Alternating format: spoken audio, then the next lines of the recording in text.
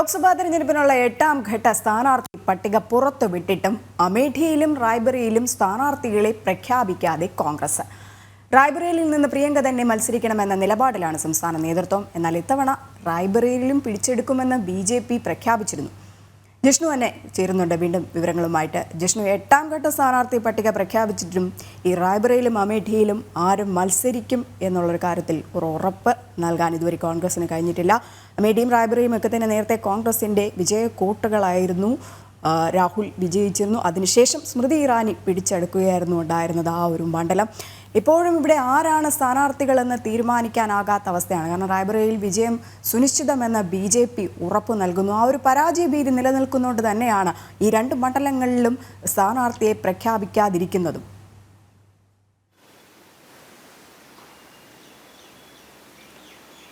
രജനി, നേരത്തെ ശക്തി കേന്ദ്രങ്ങളായിരുന്ന മണ്ഡലങ്ങളിൽ പോലും സ്ഥാനാർത്ഥികളെ പ്രഖ്യാപിക്കാൻ സാധിക്കാത്ത അവസ്ഥയാണ് നിലവിൽ കോൺഗ്രസ് ദേശീയ നേതൃത്വത്തിനുള്ളത്. രജനി ചൂണ്ടിക്കാട്ടിയതുപോലെ റായ്ബറേലിയിലും അമേഠിയിലും ഈ 8ാം ഘട്ട സ്ഥാനാർത്ഥി പട്ടിക പുറത്തിറക്കിയിട്ടും സ്ഥാനാർത്ഥികളെ പ്രഖ്യാപിക്കാൻ കോൺഗ്രസിന് സാധിച്ചിട്ടില്ല. സ്ഥാനാർത്ഥികളെ ഏത് മണ്ഡലത്തിൽ ഏത് സമയങ്ങളിൽ പ്രഖ്യാപിക്കണം എന്നുള്ളത് രാഷ്ട്രീയ പാർട്ടികളുടെ തീരുമാനമാണ് എങ്കിൽ പോലും നമുക്കറിയാം പ്രധാനപ്പെട്ട ശക്തി കേന്ദ്രങ്ങളിൽ ഇപ്പോൾ BJP ആദ്യഘട്ട സ്ഥാനാർത്ഥി പട്ടിക പുറത്തിറക്കിയപ്പോൾ തന്നെ പ്രധാനമന്ത്രി നരേന്ദ്രമോദി ഒപ്പം ആഭ്യന്തരമന്ത്രി അമിത്ഷാ തുടങ്ങി പ്രധാനപ്പെട്ട നേതാക്കളുടെ അവരുടെ ശക്തി കേന്ദ്രങ്ങളായിട്ടുള്ള മണ്ഡലങ്ങളിൽ BJP സ്ഥാനാർത്ഥികളെ പ്രഖ്യാപിച്ചിരുന്നു. കോൺഗ്രസും അത്തരത്തിൽ തന്നെയാണ് പ്രഖ്യാപിക്കാറുള്ളത്. പക്ഷേ ഇത്തവണ അമേഠിയിലും റായ്ബറേലിയിലും പോലും ഒരു ശക്തനായ സ്ഥാനാർത്ഥിയെ നിർത്താൻ കോൺഗ്രസിന് സാധിക്കുന്നില്ല. അതിന് പ്രധാനപ്പെട്ട കാരണം അമേഠിയിലും റായ്ബറേലിയിലും ഇത്തവണ മത്സരിക്കാനില്ല എന്നുള്ളതാണ് രാഹുലും പ്രിയങ്കയും ഉൾപ്പെടെ നെഹ്റു കുടുംബത്തിലെ അംഗങ്ങൾ വ്യക്തമാക്കിയിട്ടുള്ളത്. നേരത്തെ അമേഠിയിൽ രാഹുലും റായ്ബറേലിയിൽ സോണിയയുമായിരുന്നു മത്സരിച്ചത്.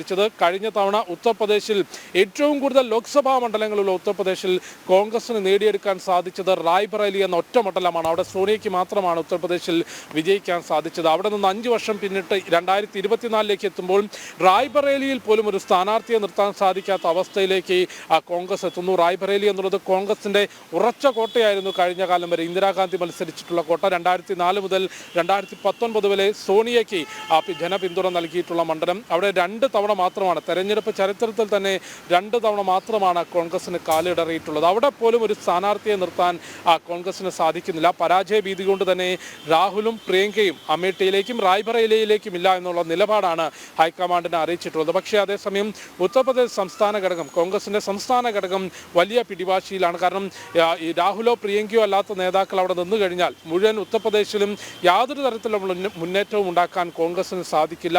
റായ്ബറേലിയിൽ പ്രിയങ്ക തന്നെ മത്സരിക്കണമെങ്കിൽ മാത്രമേ ഉത്തർപ്രദേശിൽ എന്തെങ്കിലും തരത്തിലുള്ള മുൻപോട്ട് പോക്ക് കോൺഗ്രസിന് സാധിക്കൂ എന്നുള്ള പ്രമേയം ഉത്തർപ്രദേശിൽ PCC പാസ്സാക്കുകയും അത് ഹൈക്കമാൻഡിനെ അറിയിക്കുകയും ചെയ്തിട്ടുണ്ട്. അതുകൊണ്ടാണ് ഇത്തരത്തിൽ സ്ഥാനാർത്ഥികളെ പ്രഖ്യാപിക്കാൻ സാധിക്കാത്തൊരവസ്ഥ കോൺഗ്രസിനുള്ളത്. അമേഠിയെ സംബന്ധിച്ച് പരിശോധിക്കുമ്പോൾ 2004 മുതൽ 2019 തെരഞ്ഞെടുപ്പ് മുമ്പ് വരെ രാഹുലിനൊപ്പം നിന്നിട്ടുള്ള മണ്ഡലമാണ്. പക്ഷേ അവിടെ 2014 സ്ഥാനാർത്ഥിയായി സ്മൃതി ഇറാനി എത്തുകയും പിന്നീട് 2014 ശേഷമുള്ള 5 വർഷം ആ മണ്ഡലത്തിൽ നടത്തിയിട്ടുള്ള പ്രവർത്തനങ്ങളുടെ പശ്ചാത്തലത്തിൽ 2019 മികച്ച ഭൂരിപക്ഷത്തിൽ രാഹുലിനെ അടിതെറ്റിച്ചുകൊണ്ട് ദേശീയ രാഷ്ട്രീയത്തിൽ തന്നെ വലിയ ഒരു ചുവടുവെപ്പിന് അല്ലെങ്കിൽ ഒരു വലിയ മാറ്റത്തിന് അമേഠിയിൽ സ്മൃതി ഇറാനി തുടക്കം കുറിച്ചിരുന്നു. വലിയ പരാജയം രാഹുലിന് അന്ന് നേരിടേണ്ടി വന്നിരുന്നു. തുടർന്ന് ഒരു ഔദ്യോഗിക പ്രതിപക്ഷം പോലും ആകാനുള്ള അംഗസംഖ്യ തികയ്ക്കാനാകാതെയാണ് 2014 കോൺഗ്രസ് തെരഞ്ഞെടുപ്പിനെ നേരിട്ട് വന്നിട്ടുള്ളത്. അതുകൊണ്ട് 2024 തെരഞ്ഞെടുപ്പ് എന്നുള്ളത്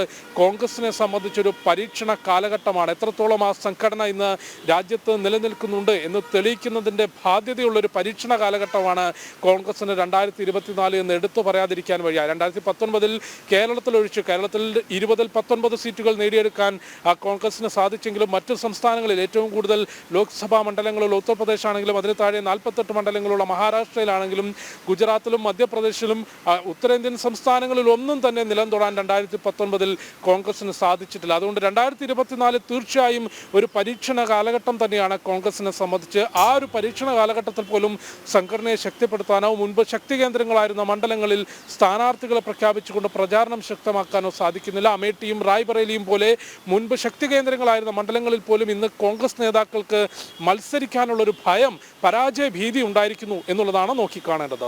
തീർച്ചയായിട്ടും ലോക്സഭാ തെരഞ്ഞെടുപ്പിനുള്ള 8ാം ഘട്ട സ്ഥാനാർത്ഥിക പട്ടിക പുറത്തുവിട്ടിട്ടും അമേഠിയിലും റായ്ബറേലിയിലും സ്ഥാനാർത്ഥികളെ പ്രഖ്യാപിക്കും. പ്രഖ്യാപിക്കാതിരിക്കുകയാണ് കോൺഗ്രസ്. റായ്ബറേലിയിൽ പ്രിയങ്ക തന്നെ മത്സരിക്കണമെന്ന നിലപാടിലാണ് സംസ്ഥാന നേതൃത്വം. പക്ഷേ പരാജയ ഭീതി 2 മണ്ഡലങ്ങളിലും ഉള്ളതുകൊണ്ട് തന്നെയാണ് കോൺഗ്രസ് സ്ഥാനാർത്ഥികളെ ഇതുവരെയും പ്രഖ്യാപിക്കാതിരിക്കുന്നത്. ജിഷ്ണു കൃഷ്ണനാണ് വിവരങ്ങൾ പങ്കുവച്ചത്.